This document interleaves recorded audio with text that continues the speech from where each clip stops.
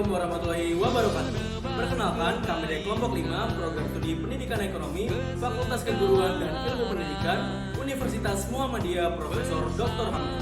Tujuan kedatangan kami melakukan PMP1 yang pertama untuk pengamatan secara langsung mengenai kultur sekolah, dan kedua untuk mengetahui struktur organisasi di sekolah, dan yang terakhir untuk pengamatan aturan dan tata tertib sekolah. Dari macam terpaan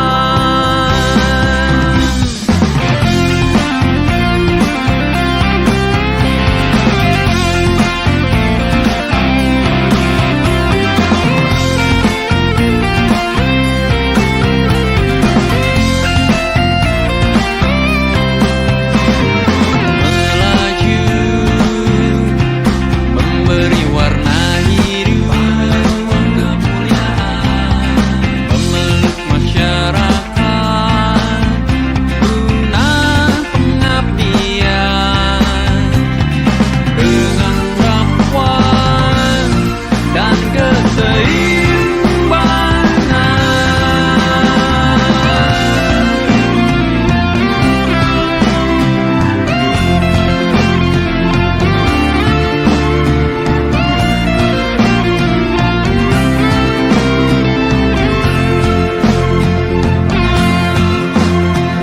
Menjadi oase yang menanamkan rasa pada tubuh kendali zaman. Ku hamkan lentera-lentera yang menyala berada di setiap sudut memberikan cahaya. Ku hamkan suara-suara kecerdasan dari telinga dan mata Indonesia untuk masa depan berkemajuan.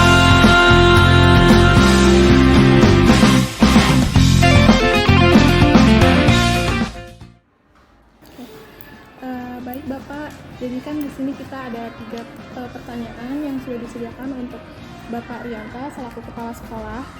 Jadi pertanyaan yang pertama ini, bagaimana struktur organisasi yang ada di sekolah Muhammadiyah 4 ini, dan apakah mereka memiliki tugas dan tanggung jawab masing-masing? Terima kasih. Nah, keterkaitan dengan struktur organisasi sekolah, yang pertama kepala sekolah, kemudian dibantu dengan 4 orang wakil. Ada wakil kurikulum, wakil kesiswaan, ada wakil sarpras, dan wakil humas. Kemudian dari masing-masing wakil dia punya staf. Ada staf yang kurikulum, ada staf kurikulum. Wakil kesiswaan punya staf siswaan. Kemudian wakil sarpras punya staf sarpras, dan wakil humas punya staf AIK, Al-Islam dan Muhammadiyah yang sebelah kita. Kemudian berjenjang nanti ada wali kelas, kemudian ada guru BK, dan ada bapak guru. Semuanya punya tugas masing-masing. Seperti saya kepala sekolah itu tugasnya adalah membuat program tentang bagaimana sekolah ini bisa berjalan dengan baik program akademik dan non akademik. Kemudian untuk wakil nanti masing-masing punya program yang kurikulum pembelajaran, kemudian siswa tentang kegiatan siswa, sarpras melengkapi. Apakah ada perbedaan dalam aturan tertentu yang harus dipatuhi baik dari guru ataupun siswa? Ya, terima kasih. Jadi untuk agar sekolah menjadi tertib, maka harus ada tata tertib. Tata tertib itu ada guru dan tata tertib siswa.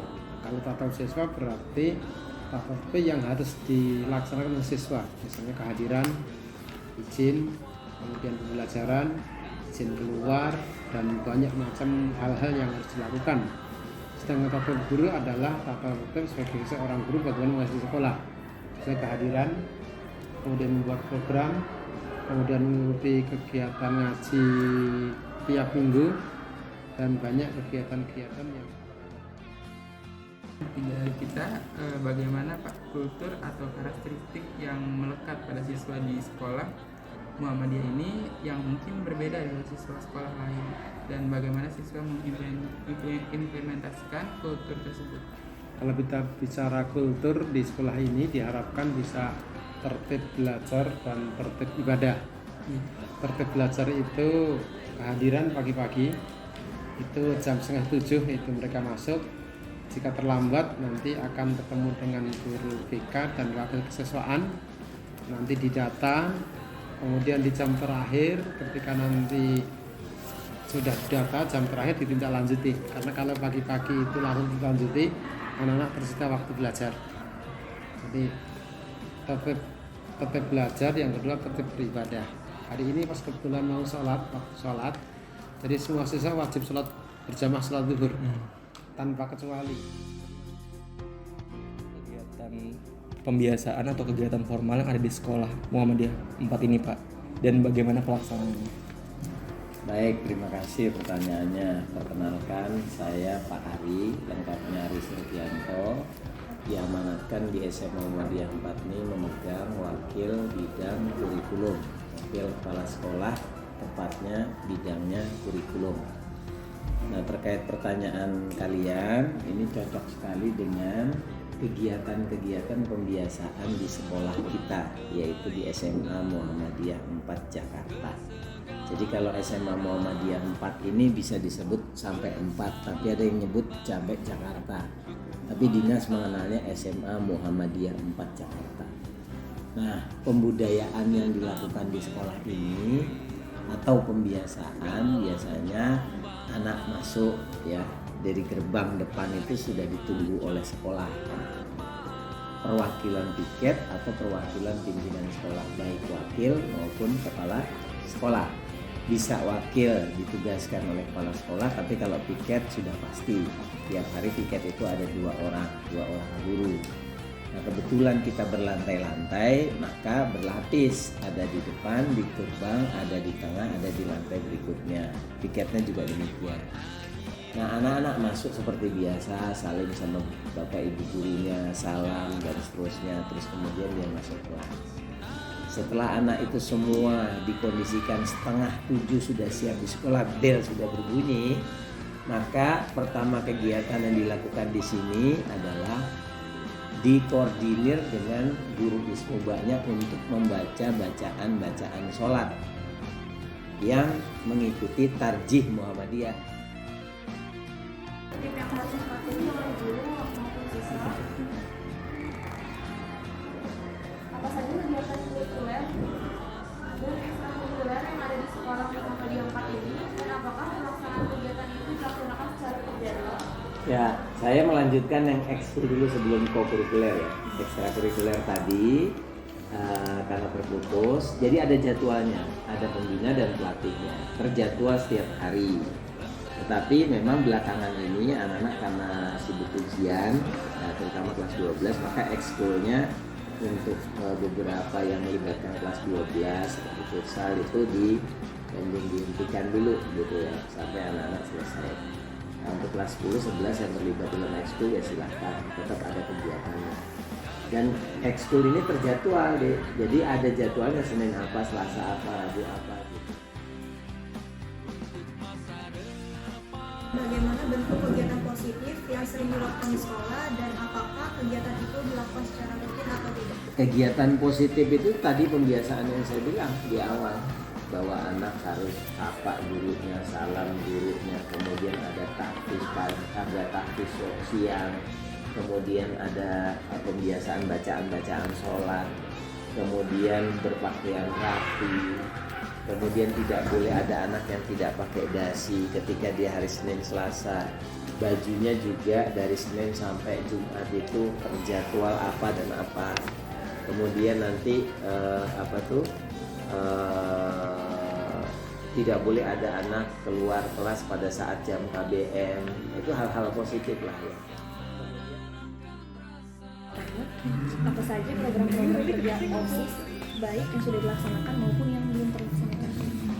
Kalau dari kami sih ada yang banyak yang sudah dilaksanakan atau sedang dilaksanakan. Itu pertama ada pengecekan SIM di gerbang sekolah tiap pagi.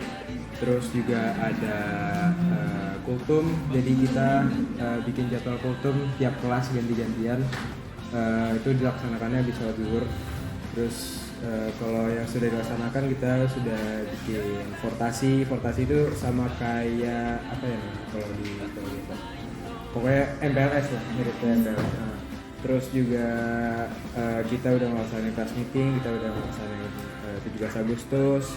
Terus bulan September kemarin udah ngelaksanain bulan bahasa juga.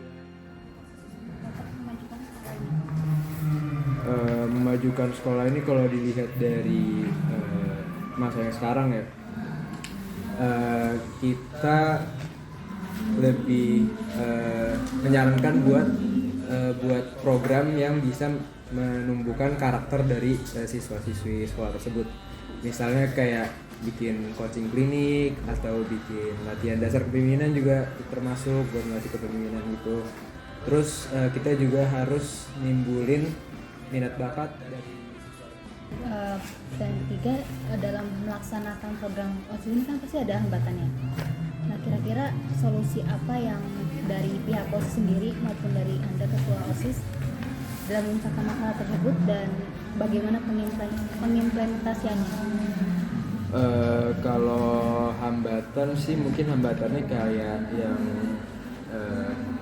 misalnya kita bikin acara meeting terus ada yang mereka nggak kooperatif gitu, maunya pulang atau maunya nggak nonton ke lapangan. Itu sih pertama kita harus evaluasi dulu sih dari kita sendiri, kenapa bisa terjadi kayak gitu, apakah acara kurang menarik atau ada hal lain yang bikin dia nggak tertarik dengan acara yang kita buat atau dengan program kita buat. Terus